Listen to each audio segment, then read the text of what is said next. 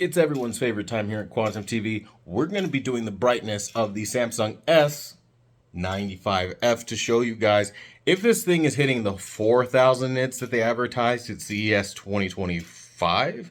So smack a like on this video. We're going to dive right in. I've got some windows loaded up, so let's dive into software and see what's actually going on. So to start this off, we're going to be in HDR. I mean, it's basically like a pick your poison kind of thing as to what preset we want to use. As far as the picture mode, we're starting off in eco, but we can also do standard where I have my calibration. It don't matter either way. We could also do dynamic mode just to see the absolute most ridiculous brightness this thing can throw off. So we're going to start with dynamic mode, but I also kind of feel like movie mode may be a little bit brighter because Samsungs tend to do that where movie mode is brighter. So we're maxed out across the board, and we're even in a cool color temperature, which will give the highest boost of brightness possible. So you don't care about picture quality at all. You just want brightness for brightness sake. How bright can this thing get? Well, let's find out. Okay, we go on over into the Calman software. We're going to go over here. We're going to read continuous, and it's going to read. And there you have it. We saw a peak of 4,000 nits right there in dynamic mode. So they are hitting that 4,000. Now, if you saw, that was for an absolute split second. And then it immediately started pummeling down, but they are hitting the 4,000 nits. You saw it, I saw it, and there it is. Okay, the sustained is going to be somewhere around the 23 to 2200 nits, but so far brightness is still falling rapidly. So it doesn't really sustain brightness very well in dynamic mode at all. Like, look at just how fast it's just going down, and it's going down by like 100 nits. Like, I'd say every 5 seconds, you're losing 100 nits. And it's just going like that until now, where we get down to, I'd say about 1495. That's give or take where you're going to be at for the dynamic mode for a sustained nit range. 1500, give or take. But the peak was at 4,000, which was just ridiculous. Okay. So it was over 4,000. I think it was like 4,093 or 4,063 or something like that. Rewind the video. You guys will see what that peak was. Now we're going to go into the 2% window. Okay. Again, this is for HDR. And we got 3,900 up, 4,000. We hit it. 4,012 was the peak. So they are hitting their claims. They are absolutely keeping to what they said this year. 4,000, it's easy. Now, this is dynamic mode, okay? Things may change across modes, quite obviously, like in a usable mode, very possibly. But we're talking about you use a cool color temperature to make blue light very strong, okay? That will blast out the most intense highlights there are out of a television. And then you go in, and then you lower, or rather you raise all your brightness to max. It's not a hard formula to do to get that max. So you guys see what it is. That for a 2% window also hit 4,000 nits pretty easily. It plummets back to like 1,500 nits though for sustained. We're going to a 5% window, and 3,400 was the peak, and now it's just tumbling fast back down, back down, back down. So you can clearly see, I mean, it's bright as all hell, don't get me wrong, but it's just not 4,000 nits bright on the larger window. But you are maintaining over 2,000 nits. As you see, it will take you a few seconds to lose that. If it stays on the screen for a few seconds, well, you will lose that. And just so we see what our sustain will be, again, it'll be in the higher 1,400 nit range for the sustained HDR nit range, not the peaks. Again, that was for the 5% window. Now let's do something a little larger at a 10% window. Okay, let's see that peak. That peak ain't very high. It's about 2,000 nits, give or take, a little over 2,000, right?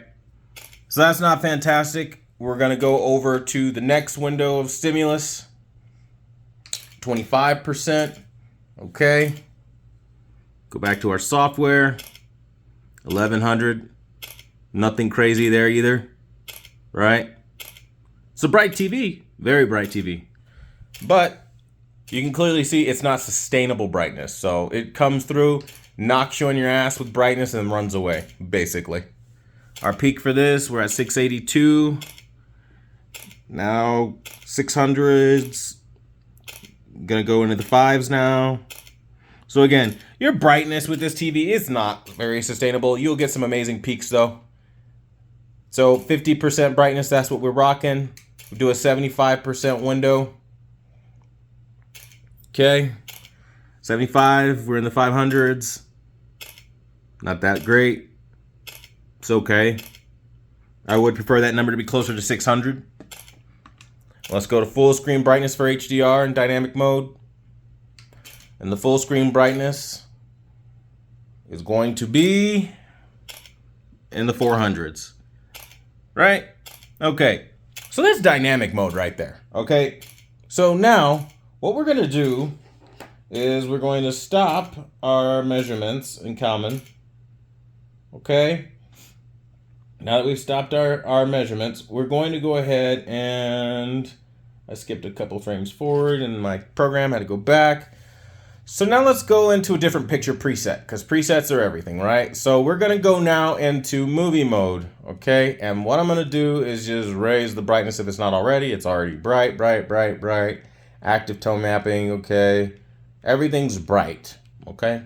Now if everything's bright like it looks bright, we're going to then go over into our program. But before we do that, we've got to go into our 1% window here. Okay, 1% window of brightness right here. Bam, we select that. Highlight it on the screen, okay. And then we're going to go over into our program, and then we're going to go ahead and just read continuous, okay? We have 2300 nits as a peak for that. You see how different that is when you're not in dynamic mode? It's ridiculous. You're not getting what they advertise if you use one of the consumer modes already. That's not 4,000 nits. That's nowhere close to the 4,000 nits you were getting. Now, what we can try to do is we can try to see if we go into our picture, not picture mode, but we go into like a movie mode, our settings, we go to like a cooler color temperature, if maybe that'll do something for us, right? And we go right about there. And then we set it to a cooler color temperature and see if we get some brightness back from that. We'll go back. And then we're going to restart the ramp again. Okay.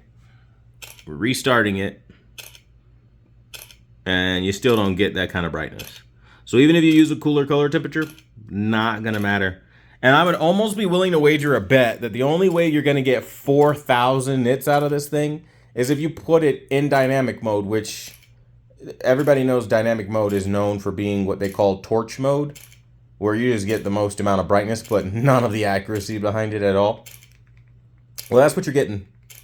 You're just getting a shit ton of brightness for brightness sake just to hit numbers on a advertisement so that like they technically can't be taken down for false advertising. I think that's really all they do it for. Not so that you actually get usable 4,000 nits with proper tone mapping at all. They never promised you that now. And when you calibrate it, like in my settings here, the calibrated settings, you're going to get even less brightness. You ready to see what your brightness is going to be like after you calibrate your display? Again, this is just all for perspective too, though. Okay, we're going to go exit the ramp, and then we're going to go back in. Okay. Now that we're back in, we're going to go ahead and hit read continuous, read continuous. You see what I mean? You're nowhere near 4,000 nits. You're getting 4 times less brightness after a calibration. That takes into account the picture and the amount of highlights you have to throw away in order to get your picture back. That's your real number right there. It's like 900 nits, 1,000 nits. Ain't no damn 4,000. Yes, technically it hits it, but it's not usable, as I've shown you. If you think dynamic mode and HDR is usable, by all means try it, but God bless you. It ain't usable. It probably will never be usable. So now what we're going to do is we're going to check the HDR number since SDR number since HDR is pretty high. So let's see what happens there. Okay, so we're back in the Spears and Munsell UHD benchmarking disk. We're going to go down to analysis. We're going to go to peak versus size, and this is where we're going to test. We're going to go ahead and hit 1%, and we're going to test a 1% window now. The peak in SDR is 1140.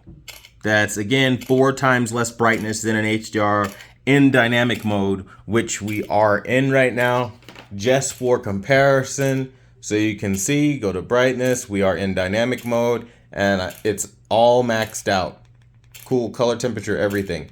So again, you're getting 4 times less brightness in dynamic mode, let alone if you use something like my settings, where you just have to throw away a ton of brightness. Get ready, because you want to see how much brightness you have to throw away? Look at that. 300 nits, give or take. Now let's look at the peak on those nits, okay? I'm going to go back, just so you could see. I want you to see truly how much brightness you have to throw away on the S95F to get a great picture, okay? This is SDR now. Ready? Still at 300 nits.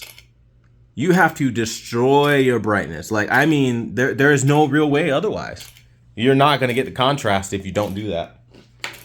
So you have to be okay with a TV that can get 4,000 nits being 300 in order to get a good picture out of it, or it's going to be flat for everything. That's why I tell people don't buy this thing. Don't buy this thing. It's not worth the money. Because when you look at the amount of brightness that you have to toss away quite literally, it just doesn't make sense. Like, it literally just doesn't even make sense at all. Now, again, for the absolute peak brightness that we can get, I think I'm going to go over to something like movie mode. Historically, movie mode's known for being a bit brighter, as I mentioned in the past, so we'll use that. I'll leave the color temperature at warm 2 where it's at, though. I won't do anything too crazy for it. It's still around 1100 nits, though, as you can clearly see. We're going to restart the ramp, though, just so you guys can see what I'm talking about. Okay. And I'm just going to go to 1%. And again, in the 1100 nit range. And that's a 1% window. The relevancy as to why that's a big deal is because typically the smaller windows are your brighter windows. So if it's, let's do a 2% window now. If it's not very bright on those windows, it pretty much won't be bright for anything else. We're still at 1100 nits for a 2% window. The only difference is it sustains it a bit better. So the hold time on it is a lot better. All right. And it died again. Hold on. Okay, so since my computer timed out, we're going to go to the 5% window, redo that whole thing. And the peaks are going to be again in the 1100 nit range. Nothing fantastic. I mean, nothing fantastic at all. Okay, so have you ever wondered what the contrast ratio is for an OLED? Well, that's what we're going to be doing today. We're literally just going to start right away. So we're just going to go ahead and read the series. So it reads everything. It'll take its measurements, as you can clearly see, getting an idea for the black levels, and then it'll go from there. All right. So it's measuring, and we wait. Okay. So your contrast ratio, you see that nifty little number, is 300,000 to 1. You see what I mean? This is where you know that there's work to be done on this particular OLED. Now that's with my settings. Do you want to see what the contrast ratio is when we take my settings off? Just so you get an idea, I'm going to use filmmaker mode because I think this would be a very, very telling thing when I tell you there's a problem with contrast. There is. See, that's where we are. Okay, this is where you start off from. We're going to go down to the bottom. We're going to hit reset so you can see your default contrast ratio on the Samsung S95F. I think a lot of people will be excited to see this. Okay, here we go. Now we're going to go ahead and read the series. It's taking its measurements. It already did the white point. Now it's measuring the black point. Okay. And we wait. Do you see that number? 166,000 to 1, give or take, okay? Do you see the difference? 3 times less, give or take, contrast ratio in filmmaker mode than with my settings. Feel that. A 3 times difference between settings. Right? So now let's assess the color. Now we're going to cover the DCI P3 color space first to show you how much of its color gamut it does cover. So we're going to go ahead and read the series. It'll take all these various colors, very, very bright, very bright. And at the end of it, right about now, it'll show you it covers 120% of the DCI P3 color space. Not bad, right? Okay, so now we're going to do the BT 2020. Everybody wants to know how much BT 2020 we've got. Let's go ahead and read the series. It's going to read the series, come in very, very bright, read all these various colors. Wait for it. Wait for it. And we're done now. It covers 86% of the BT 2020 color space. So that's not bad, all things considered. It has terrible contrast ratio, but it has good color and pretty decent brightness, but the contrast is literally where you fall short this year.